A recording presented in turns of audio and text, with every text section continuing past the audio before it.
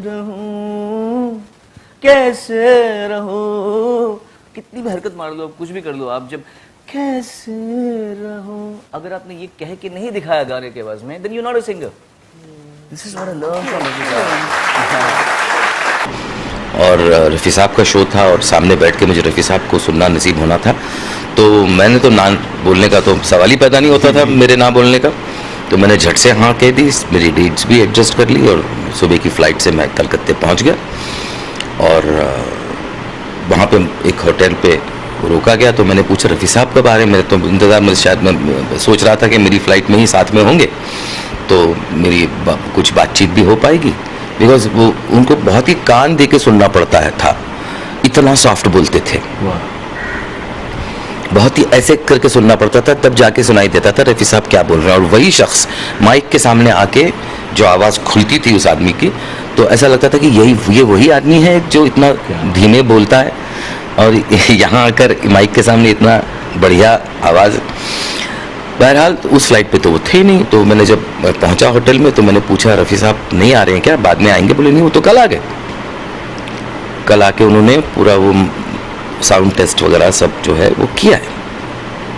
अच्छा ठीक है। मैंने कहा अभी शाम ही को मुलाकात होगी, लेकिन मैं दोपहर को खाना वाना खा के रेस्टोरेंट में नीचे होटल के मैं ऊपर जा रहा था, अपने फ्लोर पे लिफ्ट से बाहर निकल के कॉरिडोर से अपनी कमरे की जानिब मैं बढ़ रहा था, तो एक जगह दरवाज़ा थोड़ा सा मैंने खुला हुआ महसूस हुआ, जिसके अंदर से हारमोनियम की आवाज़ आ रही थी।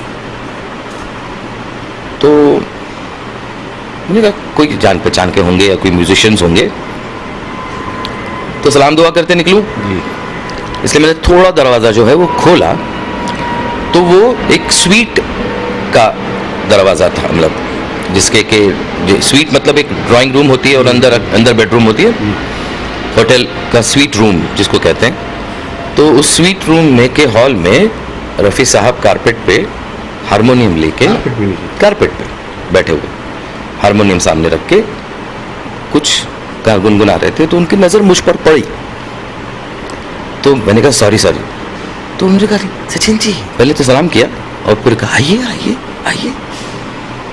मैं डरा सा सहमा मैं अंदर गया, बैठिए ना।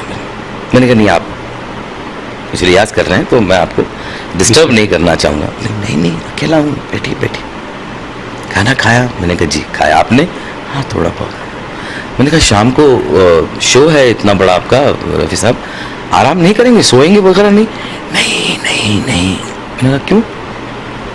जब शाम को गाना हो तो दोपहर को सोते नहीं, आवाज़ भारी हो जाती है। क्या बात। तो वो एक सीख मिली कि शाम को अगर परफॉर्मेंस हो या अगर माइक पे गाना हो आपको, तो दोपहर को सोना नहीं चाहिए, ताकि आवाज़ जो है वो भारी ना हो।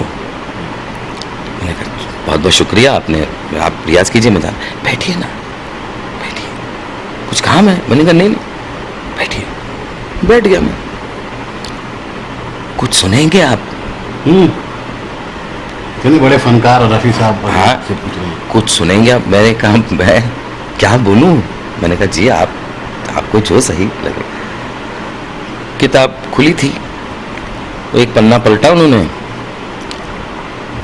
और उन्होंने गाना गाना शुरू किया। कोई म्यूजिशियंस नहीं, कोई नहीं, कुछ नहीं, सिर्फ एक हारमोनियम के इस तरफ बैठे रफ़ी साहब और उस तरफ बैठा मैं। 3 घंटे। ओफो, क्या बात। 3 घंटे मेरी जिंदगी का वो लम्हा, सुनहरा लम्हा या लम्हात आप कह सकते हैं, कि मेरा मतलब इससे बड़ा अवार्ड मुझे जिंदगी में कोई दे ही नहीं सकता। जो रफ़ी साहब उस दिन 3 घंटे मुझे उन्होंने सिर्फ वो गा रहे थे और मैं सुन रहा था। और ये मोहम्मद रफ़ी मेरी ज़िंदगी में इस तरह से मेरे दिल में घर कर गया और मेरे जहन में, समझ लीजिए मेरे जिस्म का एक हिस्सा रफ़ी साहब बन गए।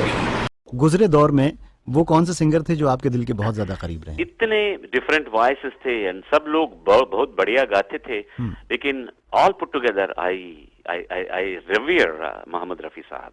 रफ़ी साहब, यस जी। आपने ये बताया कि रफी साहब आपके बड़े पसंदीदा गायक रहे हैं, तो क्या कोई ऐसा गीत है जो आपने रफी साहब के साथ गाया था? नहीं, एक चांस भी नहीं मिला मुझे। I feel very sad about that. एक भी चांस नहीं मिला आपको? नहीं मिला।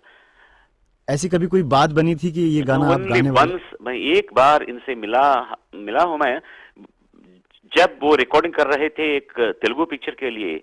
मैं दूसरा आपस में एक और थिएटर में मैं गा रहा था। मैं जब ब्रेक हुई, I just went inside and, लेकिन it was about rehearsal time. I just touch his feet, नमस्कार करके मैं आ चुका हूं। बस बातें करने के लिए भी मुझे फुर्सत नहीं मिला। तो ये अफसोस आपको हमेशा रहेगा कि आपने रफी साहब के साथ नहीं गाया।